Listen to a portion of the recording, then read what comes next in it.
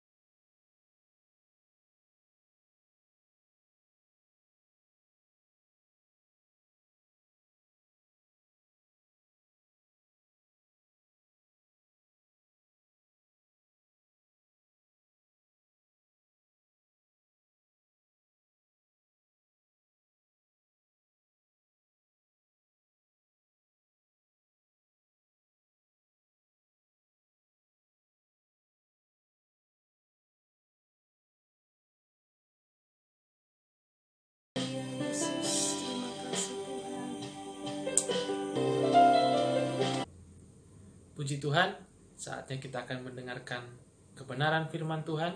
Sebelumnya mari kita akan berdoa. Bapa di surga, kami berdoa buat firman Tuhan yang akan kami dengarkan. Biarlah mendidik kami, mengajarkan kami, mengingatkan kami akan kebenaran firman Tuhan. Dan biarlah urapan Roh Kudus-Mu selalu menyertai kehidupan kami, baik hamba-Mu maupun kami semua yang mendengarkan. Kami siap diberkati dengan firman-Mu di dalam nama Tuhan Yesus. Haleluya. Amin. Nah, puji Tuhan, saat ini kita akan mendengarkan firman Tuhan dengan topik Engkau berharga di mata Tuhan. Nah, banyak orang yang hari-hari ini mencari harga dirinya di luar sana dengan cara dia memakai pakaian yang tertentu, merek tertentu, sehingga dia merasa diri dia berharga. Ada orang juga yang mencari tempat tinggal yang mewah, yang layak, sehingga mereka menganggap bahwa dengan tempat tinggal yang ukurannya seperti ini, maka kami akan dinilai orang yang berharga, orang yang penting. Ada juga yang ingin sekolah tinggi, setinggi-tingginya, mencari sekolah yang bagus sehingga titelnya kelihatannya bagus, sehingga dia merasa dirinya berharga. Ada orang juga yang ingin berharga, dia pindah ke kota besar, sehingga kota besar membuat dia derajatnya semakin tinggi. Ada orang yang ingin bekerja di mana-mana, di tempat-tempat yang bagus, sehingga dia merasa bahwa karena dia bekerja di tempat seperti ini, dia merasa orang penting dan lain sebagainya. Ingat Bapak Ibu, ingat saudara-saudara semua, bahwa berharga kita tidak perlu mencarinya. Karena Alkitab katakan kita sudah berharga di mata Tuhan. Kita yakini bahwa kita adalah anak-anak Tuhan yang berharga di hadapan Tuhan. Tidak perlu kita mencari-cari di luar sana. Karena jati diri kita sebenarnya adalah orang-orang yang penting di mata Tuhan. Itu sebabnya di dalam Yesaya pasalnya yang ke-43 ayat yang keempat berkata bahwa oleh karena engkau berharga di mataku dan mulia, dan aku ini mengasihi engkau, maka aku memberikan manusia sebagai gantimu dan bangsa-bangsa sebagai ganti nyawamu. Nah, kita sudah berharga di mata Tuhan. Bahkan Tuhan merelakan nyawanya sendiri untuk menebus kita yang berharga ini. Nah, menurut saudara, kalau kita lagi dalam keadaan yang berdosa, dalam keadaan yang jatuh, dalam pencobaan, dalam keadaan yang banyak pergumulan, menurut saudara kita tetap berharga atau tidak di hadapan Tuhan? Saya percaya di mata Tuhan kita tetap berharga. Mau kita yang tidak baik, keadaan kita yang lagi sulit, bahkan kita lagi galau, kita lagi susah untuk melangkah, Tuhan tetap menganggap kita berharga.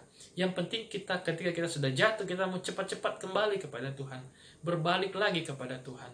Kadang iblis mengintimidasi kita bahwa kita tidak layak, kita tidak harusnya melayani, kita tidak harusnya kita berbuat ini dan itu karena kita tidak mampu. Tapi Tuhan menganggap kita berharga karena apa? Karena yang pertama, karena kita memiliki kemampuan. Setiap manusia dititipkan satu kemampuan minimal. Itu sebabnya lewat kemampuan-kemampuan ini kita bisa dapat melayani Tuhan, kita dapat menjadi berkat bagi sesama kita. Dan yang kedua, Tuhan menciptakan kita.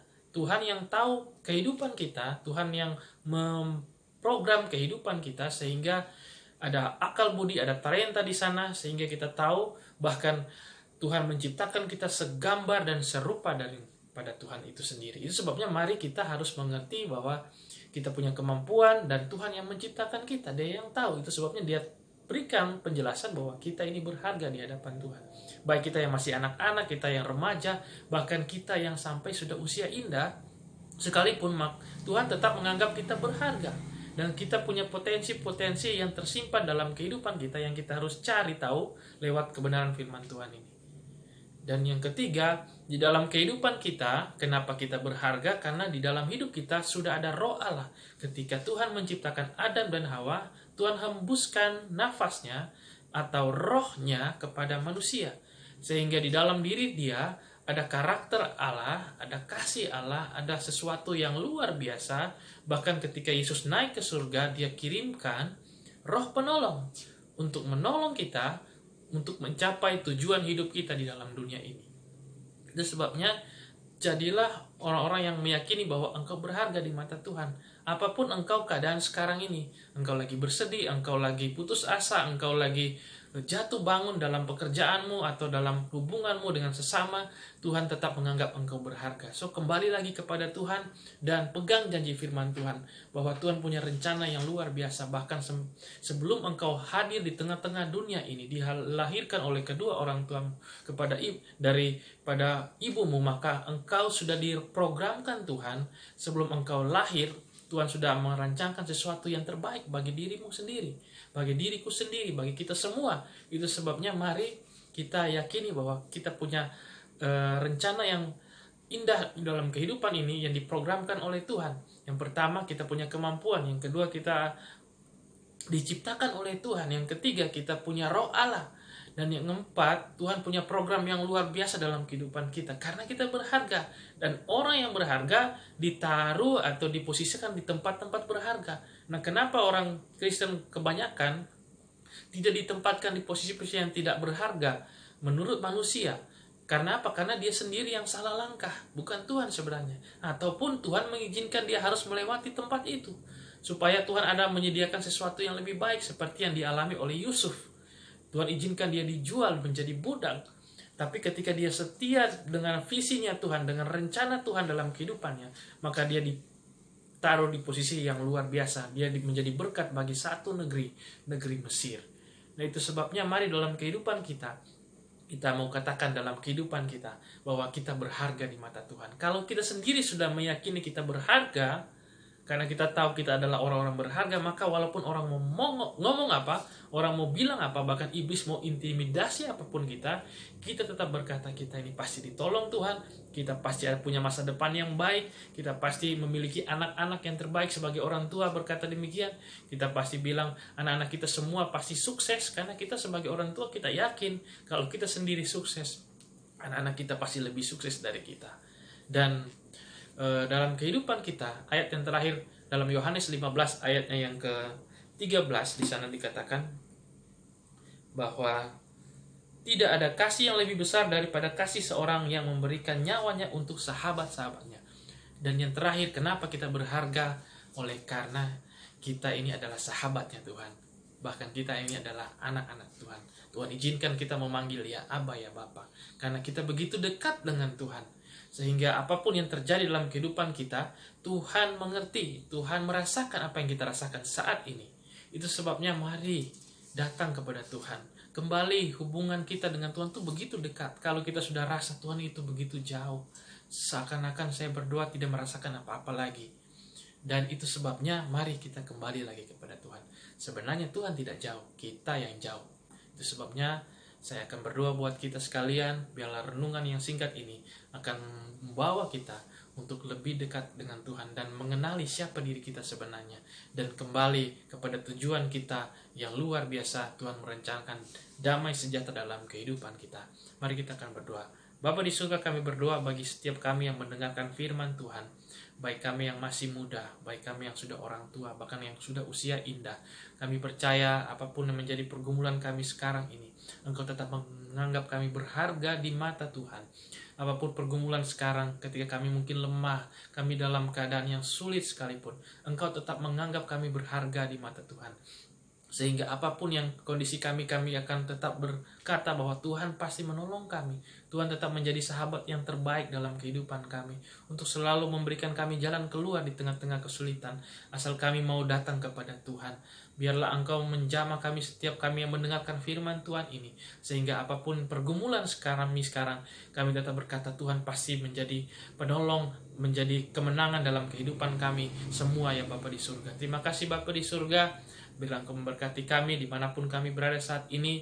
Biarlah firman Tuhan bertumbuh dan menghasilkan buah bagi hidup kami, sehingga kami juga bisa berbuah untuk orang lain dan berbuah untuk kemuliaan nama Tuhan. Mengucap syukur kami akhiri ibadah ini di dalam nama Tuhan Yesus Kristus. Yang percaya katakan amin. Tuhan Yesus memberkati. Bye-bye.